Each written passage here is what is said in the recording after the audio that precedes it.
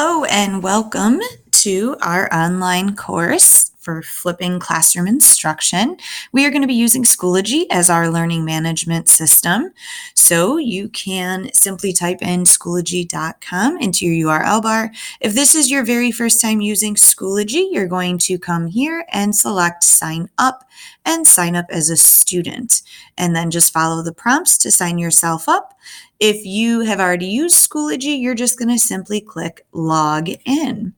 And once we get logged in, you should have the option to join a course. If you already have courses, as you can see I have here, they'll pop up here. Otherwise, you're just going to click here, join a course. And then you're going to go ahead and you are going to paste in the course code that you found in this email and on our roadmap. And then go ahead and select join. And then once you join, the course will pop up and you will see all of our assignments and work. So let's see how this Schoology learning management system works. So here in week 1, if you click here or anywhere on, it will bring you right into all the materials for week 1. So there was a quick overview, and now here you'll notice all of your materials. Please be sure to complete this online course agreement prior to doing any of the work. This video that you are watching right now is here if you need a refresher. Here is the roadmap for our course. This will outline the 4 weeks for you. And then here, just take a moment and introduce yourself, district you're from, anything you'd like your peers to know about you. And then here's a quick video on what is flipped learning. And this here is a link to the guide that we're going to be using. It has different chapters. So you can follow this link and fill in the information and download the book that we're going to be using or guide that we're going to be using. Here, if you click on week 1, chapter 1 book response, this is going to give you the directions. You're going to read chapter 1 after, share your thoughts or reactions to the 21st century classroom.